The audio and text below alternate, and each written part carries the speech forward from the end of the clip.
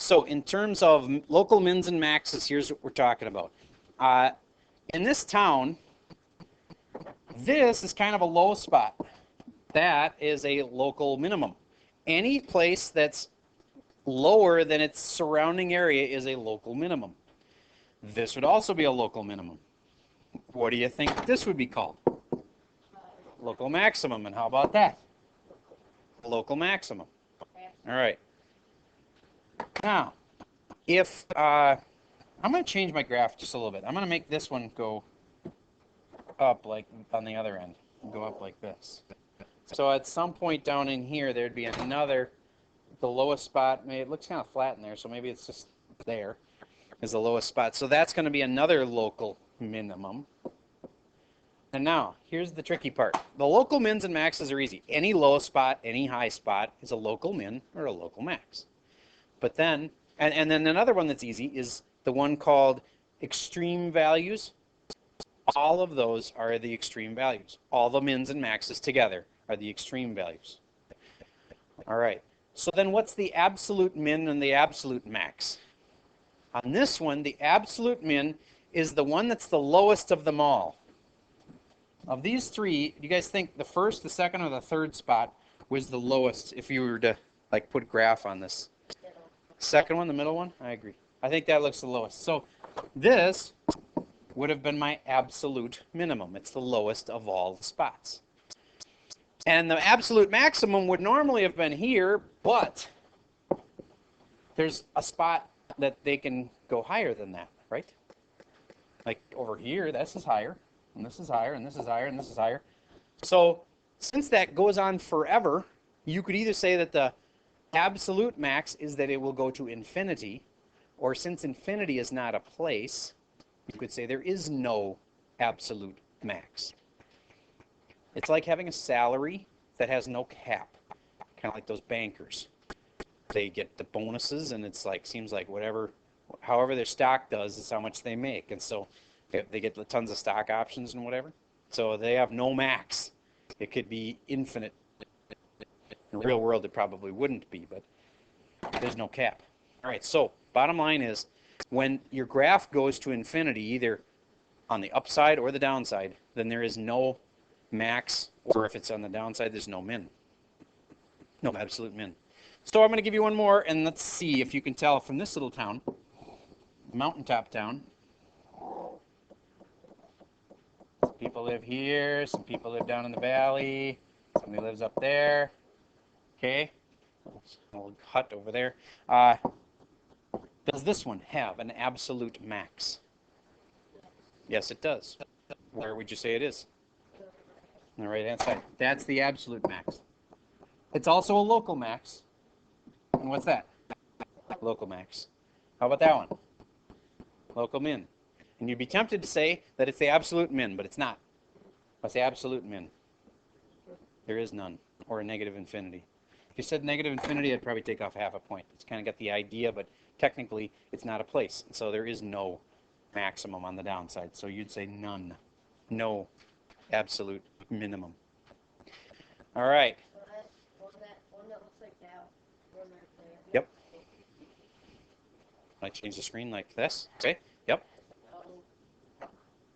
This is no absolute max and no absolute minimum, but it has a local max and a local min. Get the idea? All right. So let's go back to your notes page and fill in a few more things. Let's see if I can find it here. All right. We'd already talked about the end behaviors and stuff. So local minimum on this graph, local minimum would be right there. That would be the local minimum. I'd write that down. The local maximum would be right there. And that's at 3, 0. 3, 0. My absolute minimum, my lowest it can ever be, there is none. And my absolute maximum, the highest it can ever be, none. Or you could say positive infinity, but you'd lose half. Extreme values, all the local mins and maxes. So these guys are all the extreme values. So we had two things, 1, -4 and 3, 0. And the last thing is the roots. You already know those. The roots are where it touches the x-axis, there and there. So that's 0, 0. And the other root is at 3, 0. All right.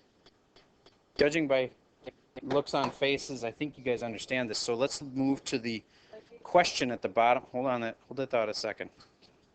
The question at the bottom of the page is right here. Now I'll let you ask you a question even about this one.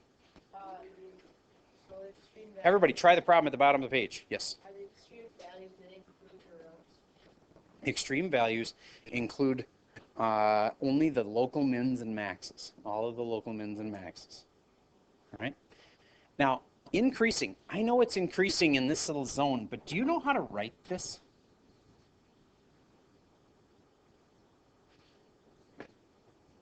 Here's how you write it. You say it's increasing from here to here in that interval. This is called interval notation. It's the same thing we used when we were doing domains and ranges.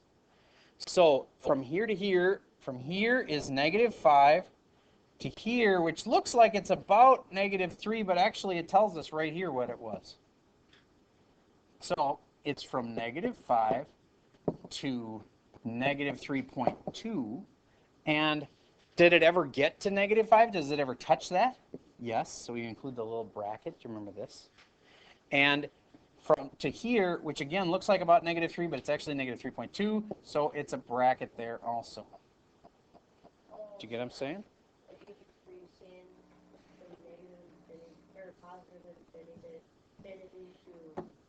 Oh, this one you're talking about from here to here?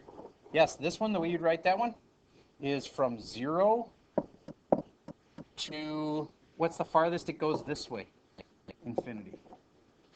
So it increases from 0 to infinity, and it touches 0 and it never touches infinity. All right, so there's your first answer at the bottom of the page. See if you can do the decreasing one by yourself. Write the intervals correctly. I'll pause while you work on that. Okay, so there's all the answers written in for this example problem. I think the toughest part is that increasing, decreasing stuff, just until you get used to it. Remember, we're talking about x's there. It's like a domain.